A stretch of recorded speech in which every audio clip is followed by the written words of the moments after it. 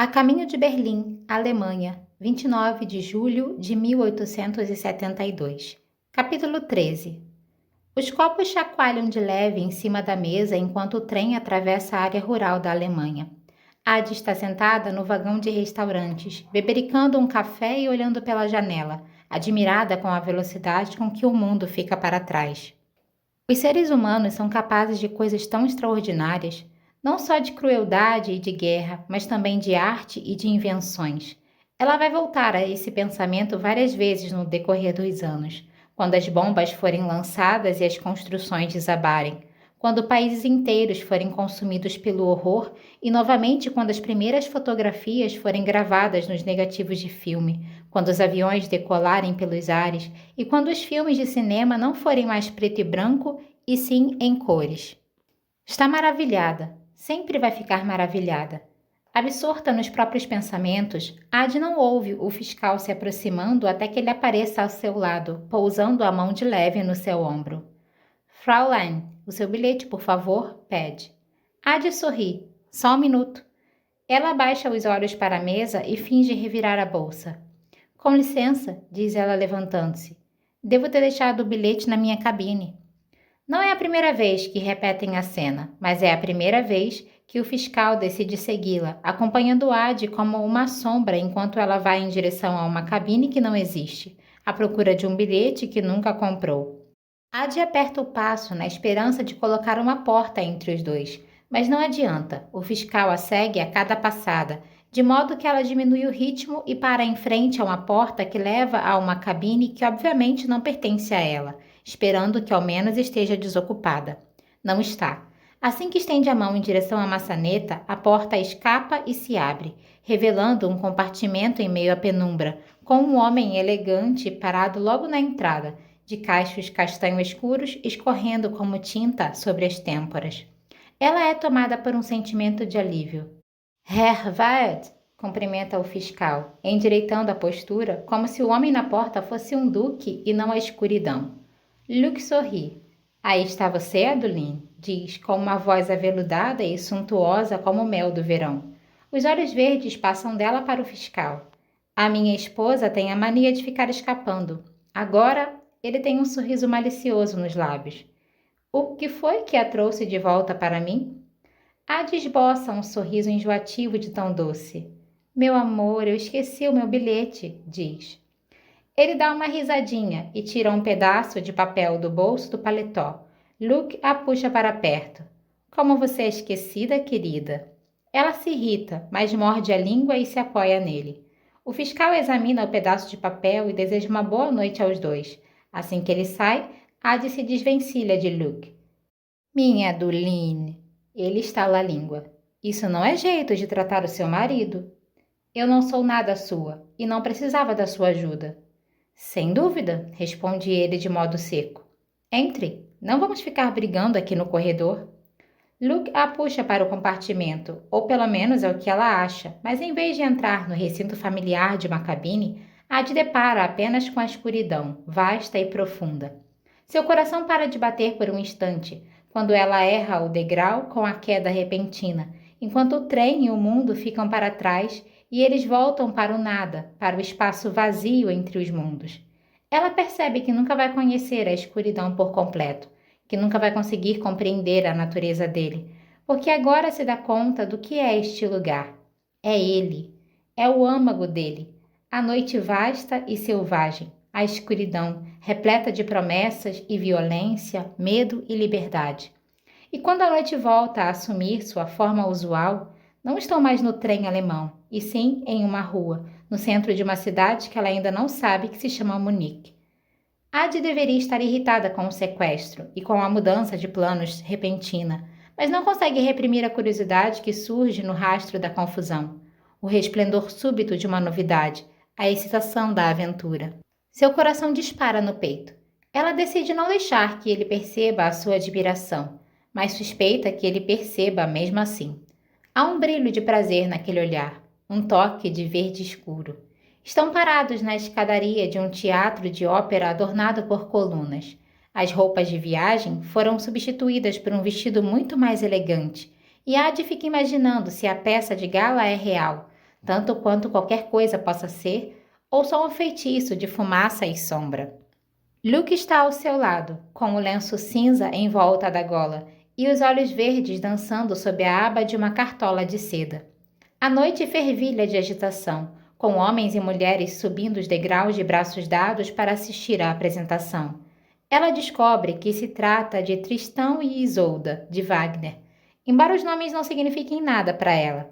Não sabe que o compositor está no auge da carreira, não sabe que a ópera é a sua obra-prima, mas pode sentir o gosto do potencial, como o açúcar no ar, ao atravessarem o saguão ladeado de colunas de mármore e arcos pintados em direção a uma sala de concertos repleta de veludo e ouro.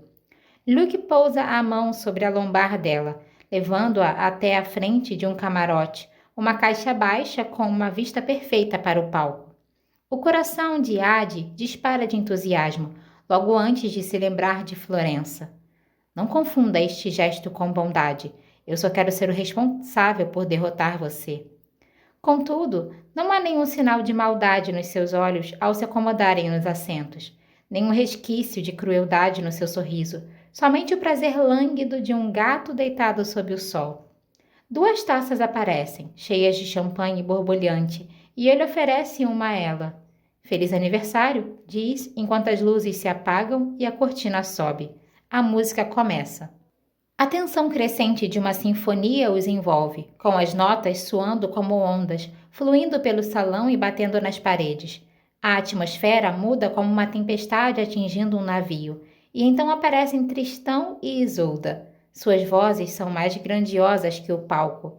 Ela já tinha assistido a musicais e ouvido sinfonias e concertos de vozes tão límpidas que a levaram às lágrimas, mas nunca tinha ouvido nada assim. O modo como cantam, a dimensão e a escala das emoções, a paixão desesperada nos seus movimentos, a força bruta da alegria e da dor. Gostaria de guardar o sentimento e levá-lo consigo pela escuridão. Passarão anos antes que Ade ouça uma gravação da sinfonia. Então vai aumentar o volume até que os ouvidos latejem e ela seja envolta pela música, mas nunca vai ser a mesma coisa que agora. Em certo momento, tira os olhos dos atores no palco e repara que Luke está olhando para ela e não para eles. Seu olhar adotou o tom peculiar de verde outra vez. Uma cor sem nenhuma timidez, nenhuma censura, nenhuma crueldade. Apenas satisfação. Mais tarde ela vai se dar conta de que esta é a primeira noite em que ele não pede que se renda. A primeira vez que não menciona a sua alma. Mas agora a Ade só pensa na música, na sinfonia e na história. É atraída de volta para o palco pela angústia de uma nota, por um abraço afoito e pelo olhar dos amantes. Ela inclina o corpo para a frente, respirando a ópera até que seu peito lateje. A cortina desce ao final do primeiro ato e Ade se levanta, batendo palmas efusivamente. Luke dá uma risada, lisa como a seda, enquanto ela volta a se sentar. Você está gostando? E ela não mente, nem mesmo para irritá-lo. É esplêndida. Um sorriso brincalhão surge em seu rosto. Você consegue adivinhar quais artistas pertencem a mim? A princípio, ela não entende o que Luke quer dizer, mas depois fica óbvio. Ade fica batida. Você veio aqui para reivindicar a alma deles? Pergunta, e fica aliviada quando Luke balança a cabeça. Não, hoje não, mas em breve. Ade balança a cabeça. Eu não entendo isso. Por que tirar a vida deles justamente quando estão chegando ao auge? Ele a olha. Foram eles que fizeram o pacto. Sabiam qual era o preço. Por que uma pessoa trocaria uma vida inteira de talento por poucos anos de glória? O sorriso de Luke assume uma aparência sombria. Porque o tempo é cruel com todo mundo, sobretudo com os artistas. Porque a visão enfraquece, as vozes definham e o talento desaparece. Ele se aproxima e enrola uma mecha do cabelo de Ade no dedo. Porque a felicidade é breve, mas a história é duradoura, e no fim, todo mundo quer ser lembrado. As palavras a cortam como uma faca, rápida e profundamente. Ade afasta a mão dele com um tapa e volta a atenção para o palco quando o segundo ato começa. A ópera é longa e, no entanto, termina cedo demais. As horas passaram em instantes. Adi gostaria de poder ficar escondida no assento e assistir a tudo outra vez, se envolver com os amantes e a tragédia que os aflige, se perder na beleza das suas vozes. Contudo, não pode deixar de se perguntar: será que ela ama tudo o que ama pelas coisas em si ou por causa dele? Luke se levanta e lhe oferece o braço. Ela não aceita. Caminham lado a lado pela noite de Munique. A Adi ainda pode sentir a excitação da ópera, com as vozes tilintando dentro dela como pequenos sinos. Mas a pergunta de Luke também ecoa em seu interior. Quais artistas pertencem a mim? Ela olha a silhueta elegante ao seu lado no escuro. Qual foi o pacto mais estranho que você já fez? Luke inclina a cabeça para trás e reflete por um instante. Joana d'Arc. Ela ofereceu a alma em troca de uma espada abençoada para que ninguém pudesse matá-la. Adi franze o senho. Mas ela foi morta. Ah, mas não em batalha. O sorriso de Luke se torna malicioso. A semântica pode parecer insignificante a Aduline, mas o poder de um pacto reside no enunciado. Ela pediu a proteção de um deus enquanto a empunhasse a espada. Não pediu a habilidade para mantê-la nas mãos. Adi balança a cabeça perplexa. Eu me recuso a acreditar que Joana d'Arc fez um pacto com a escuridão. O sorriso dele se alarga, exibindo os dentes. Pode ser que eu tenha deixado que ela acreditasse que eu fosse um pouco mais, digamos, angelical? Mas no fundo acho que ela sabia. A grandeza exige um sacrifício. Para quem você faz o sacrifício importa menos do que o motivo pelo qual você se sacrifica. E no fim, ela se tornou exatamente o que queria ser. Uma mártir? Uma lenda? Adi balança a cabeça outra vez. Mas e os artistas? Pense em tudo o que eles poderiam ter feito. Você não lamenta a perda? O rosto de Luke se anuvia. Adi se lembra do humor dele na noite em que se encontraram na National Gallery e também das primeiras palavras que dissera no quarto de Beethoven. Que desperdício! É óbvio que lamento, mas toda obra de arte tem um preço. Ele desvia o olhar. Você devia saber disso. Afinal, nós dois somos mecenas à nossa maneira. Eu não me pareço em nada com você, retruca ela, mas não há veneno nas palavras. Eu sou uma musa e você é um ladrão. Luke dá de ombros. É uma troca, diz ele, e fica em silêncio. Porém, mais tarde, ele vai embora e Adi fica perambulando pelas ruas sozinha. A ópera continua tocando na sua cabeça, perfeitamente preservada no prisma da memória, e então ela se pergunta baixinho se a alma dos artistas é um preço justo por uma arte tão bela. Nova York, 4 de julho de 2014. Capítulo 14. O céu da cidade se ilumina com um clarão explosivo. Eles se reuniram no terraço do prédio de Robbie junto com mais 20 pessoas para assistir à queima de fogos que pinta o horizonte de Manhattan de cor de rosa, verde e dourado. Adi e Henry estão juntos, mas está calor demais para se tocarem. Seus óculos não param de embaçar e ele parece mais interessado em segurar a lata de cerveja contra a nuca do que em bebê-la. Uma brisa sopra no ar, trazendo o alívio de um secador por exaustão. E todo mundo no terraço emite sons exagerados, soltando suspiros e gemidos que poderiam ter sido provocados tanto pelos fogos de artifício quanto pela lufada de ar fresco. Uma piscina de criança está no meio do terraço, cercada por cadeiras de jardim e de um monte de gente batendo os pés na água morna. Os fogos acabam e Adi olha em volta à procura de Henry, mas ele sumiu. Hoje o rapaz anda com um humor esquisito, mas ela presume que seja por causa do calor pairando densamente. A livraria estava fechada e eles passaram a maior parte do dia deitados no sofá em frente a um ventilador, com o livro brincando com um cubo de gelo enquanto assistiam à TV.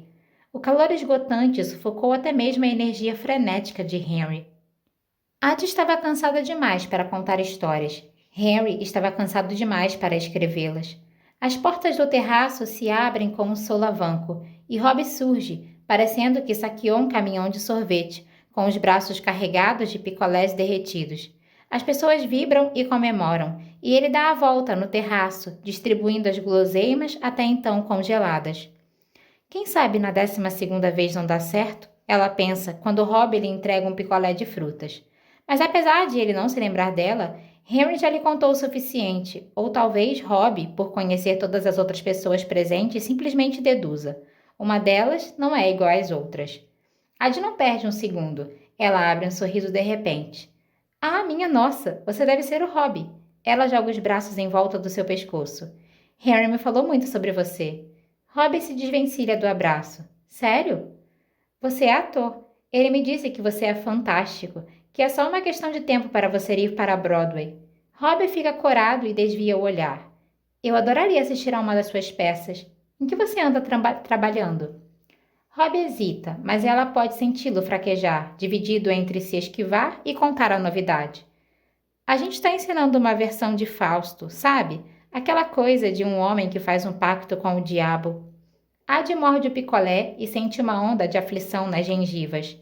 É bastante para disfarçar a careta que faz enquanto Rob continua falando. Mas a peça vai ser apresentada em um cenário mais parecido com o filme Labirinto. Pense em algo como Mefistófeles à moda do Rei dos Duendes. Ele aponta para si mesmo ao dar a explicação. É uma versão muito legal. Os figurinos são maravilhosos. Mas enfim, só estreia em setembro. Parece incrível. Mal posso esperar para ver. Ao ouvir o comentário, Rob quase sorri. Acho que vai ser bem legal. Um brinde a Fausto, diz ela erguendo o picolé. E ao diabo, responde Rob. Suas mãos ficam grudentas, então ela as mergulha na piscina e sai à procura de Henry. Por fim, encontra-o sozinho em um canto do terraço, num ponto onde as luzes não chegam. Ele está curvado sobre o parapeito, olhando não para cima, mas para baixo. Acho que finalmente conseguiu conquistar o Rob, diz ela, secando as mãos no short. Murmura ele sem prestar atenção. Uma gota de suor desce pelo seu rosto e ele fecha os olhos em meio à brisa leve de verão e balança o corpo ligeiramente. Adi o puxa para longe da beira do terraço. O que aconteceu? Seus olhos estão escuros e por um momento Henry parece enfeitiçado, perdido. Nada, eu só estava pensando, responde ele baixinho. Adi viveu tempo suficiente para reconhecer uma mentira. A mentira é uma linguagem por si só, assim como a linguagem das estações, ou dos gestos, ou dos tons de verde nos olhos de Luke. Então sabe muito bem que Henry está mentindo. Ou, pelo menos, não está dizendo a verdade. Talvez seja só mais uma das tempestades, ela pensa. Talvez seja só o calor do verão. Mas é óbvio que não é nada disso. Daqui a um tempo, quando descobrir a verdade, Ad vai desejar ter perguntado, ter insistido, ter sabido daquilo antes. Daqui a um tempo... Mas hoje à noite, Henry a puxa para si. Hoje à noite, ele a beija intensa e avidamente, como se pudesse fazê-la esquecer o que viu. E Ad o deixa tentar. Naquela noite, assim que voltam para casa, ainda está quente demais para pensar ou dormir, de modo que eles enchem a banheira de água fria, apagam a luz e entram nela, tremendo com um alívio repentino e compassivo. Ficam no escuro, com as pernas nuas entrelaçadas debaixo da água. Os dedos de Henry ensaiam uma melodia no joelho de Ad. Por que você não me disse seu nome verdadeiro quando a gente se conheceu? Ad olha para os azulejos, sombreados no teto, e se lembra dos olhos vazios de Isabelle no último dia em que se encontraram, com ela sentada à mesa. Ver Remy no bistrô sonhando acordado durante a conversa, incapaz de ouvir o que ela dizia. Porque eu achava que não podia, responde ela, pousando os dedos na água. Quando eu tento contar a verdade para as pessoas, elas ficam com uma expressão vazia no rosto. Quando eu tento dizer o meu nome, o som sempre fica preso na garganta. Ela sorri. A não ser com você. Mas por quê? Se você vai ser esquecida, o que importa se contar a verdade? Ad fecha os olhos. É uma boa pergunta. Uma pergunta que ela já fez a si mesma centenas de vezes. Acho que ele queria me apagar. Queria se certificar de que eu me sentisse invisível, inaudível e real. Você não se dá conta da força de um nome até ele não ser mais seu. Antes de você, só ele era capaz de dizer o meu nome. A voz espirala como a fumaça na sua mente. Ah, Adeline. Adeline, Adeline. Minha Adeline. Que babaca, diz Henry. Ela solta uma risada, lembrando-se das noites que gritou para o céu, xingando a escuridão de coisa muito pior. E quando foi a última vez que você ouviu? Ad vacila. Por um instante está de volta à cama, com os lençóis pretos de seda enrolados nas pernas, sentindo o calor opressivo de Nova Orleans, mesmo em meia escuridão. Mas Luke é como um peso frio, enlaçando o seu corpo, com os dentes deslizando pelo seu ombro enquanto pronuncia a palavra contra a pele de Ad. Renda-se. Ad engole em seco, afastando a lembrança à força. Faz quase 30 anos, responde, como se não contasse os dias, como se a data do aniversário deles não estivesse se aproximando. Olha de relance para o lado, onde as roupas estão amontoadas no chão do banheiro e a marca do anel de madeira recortada no bolso do short. A gente teve uma briga, conclui. É a versão mais rasa da verdade. Henry a olha, nitidamente curioso, mas não pergunta o que aconteceu, e ela se sente grata por isso.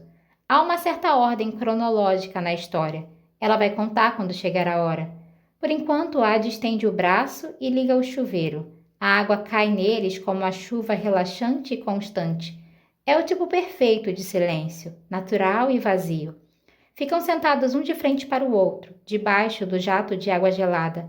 Ad fecha os olhos e inclina a cabeça para trás sobre a beirada da banheira, escutando a tempestade de faz de conta.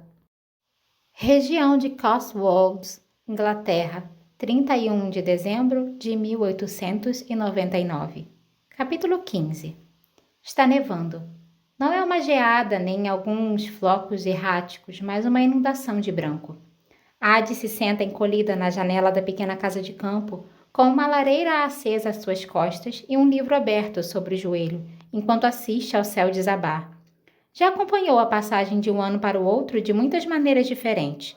Encarapitada nos telhados de Londres, com garrafas de champanhe na mão e empunhando tochas pelas ruas de pedra de Edimburgo. Dançou nos salões de Paris e observou o céu embranquecer por causa dos fogos de artifício em Amsterdã. Beijou desconhecidos e cantou canções sobre amigos que nunca conheceria. Despediu-se com explosões e com sussurros. Mas nesta noite ela se contenta em ficar sentada, assistindo ao mundo já branco do outro lado da janela, com cada reta e cada curva da paisagem coberta pela neve. É óbvio que a casa de campo não pertence a ela, não num sentido mais estrito. Encontrou-a mais ou menos intacta, em um lugar abandonado ou até esquecido. A mobília estava gasta e a despensa quase vazia, mas Ad teve uma estação inteira para torná-la sua, para recolher a lenha do arvoredo do outro lado do campo, para cuidar da horta desenfreada e para roubar o que não conseguiu plantar. É simplesmente um lugar para descansar. Lá fora, a tempestade parou. A neve repousa no chão, tão lisa e limpa quanto uma folha em branco. Talvez seja por isso que ela se levanta. Ad veste a capa e sai da casa, com as botas afundando na neve, que é leve e batida, como uma camada de açúcar. Ela pode sentir o gosto do inverno na língua. Certa vez, quando ela tinha 5 ou 6 anos, nevou em Vignon, uma paisagem incomum, em que uma camada de branco de vários centímetros de profundidade cobria tudo. Em questão de horas, a neve foi destroçada pelos cavalos e carroças, e pessoas andando de um lado para o outro. Mas Ad encontrou uma pequena extensão de branco intocado. Correu até lá, deixando uma trilha de pegadas. Passou as mãos nuas sobre os lençóis de gelo, deixando marcas de dedos. Destruiu toda a extensão do tecido. Assim que terminou, olhou para o campo ao redor, agora coberto de rastros, e lamentou que não houvesse mais neve intocada. No dia seguinte, o gelo quebrou e tudo derreteu, e foi a última vez que ela brincou na neve. Até agora. Seus passos amassam a neve perfeita, que se ergue assim que ela passa. Ad passa os dedos pelos montes macios e eles voltam ao normal depois de tocá-los. Brinca pelos campos, sem deixar marcas. O mundo permanece imaculado, e dessa vez ela se sente grata por isso. Ad rodopia e dança sem um par pela neve, rindo da mágica simples e estranha do momento, antes de pisar em falso em um lugar mais fundo do que aparentava. Ela perde o equilíbrio e desaba no Monte Branco, arfando pelo frio súbito dentro da gola, por causa da neve entrando em seu capuz. Em seguida, ergue o olhar. Havia começado a nevar de novo, agora de uma forma amena, com os flocos caindo como estrelas cadentes. O mundo fica abafado, embalado por uma espécie de silêncio acolchoado. Se não fosse pela umidade gélida encharcando as roupas, Ad pensa que poderia ficar ali para sempre. Decide permanecer, pelo menos por enquanto. Mergulha na neve, deixando a sua visão periférica ser engolfada até que haja apenas uma moldura em volta do céu aberto, na noite fria, límpida e repleta de estrelas. Ad volta a ter 10 anos, deitada na grama alta atrás da oficina do pai, sonhando que está em qualquer lugar, a não ser a própria casa. Como é estranha a maneira sinuosa com que um sonho se torna realidade. Só que agora, ao olhar para cima, para a escuridão sem fim, não pensa em liberdade, e sim nele. E então, Luke surge. Pairando sobre ela, com a silhueta destacada, com um halo contra a escuridão, Ad acha que deve estar ficando louca de novo. Não seria a primeira vez. 200 anos, diz Luke, ajoelhando-se ao seu lado. E você ainda se comporta como uma criança. O que você está fazendo aqui? Eu poderia lhe perguntar a mesma coisa. Luke estende a mão e Ad a aceita, deixando que ele a tire do frio. Caminham juntos de volta para a casinha, embora apenas as pegadas dele permaneçam na neve. No interior da casa, a lareira se apagou. Ela solta um gemido baixo enquanto procura o lampião na esperança de que seja o suficiente para reavivar o fogo. Luke apenas olha para os escombros fumegantes e estala os dedos de modo distraído. Então as chamas centelham na lareira, resultando em uma explosão de calor que lança sombras em tudo ao redor. Ad pensa em como é fácil para ele andar pelo mundo, em como ele tornou o mundo tão difícil para ela. Luke examina a pequena casa de campo, a vida emprestada. Minha Adeline, você continua desejando crescer e se transformar em Estelle? Eu não pertenço a você, replica, embora as palavras tenham perdido o veneno àquela altura. Você tem o mundo inteiro e desperdiça o seu tempo interpretando o papel de bruxa da floresta, de uma anciã que faz preces aos deuses antigos. Eu não fiz nenhuma prece para você, e você veio mesmo assim. Ela estuda o aspecto de Luke, vestido com um casaco de lã e um cachecol de caxemira, com a gola na altura das bochechas, e se dá conta de que esta é a primeira vez que o vê durante o inverno. O clima combina com ele, tanto quanto o verão.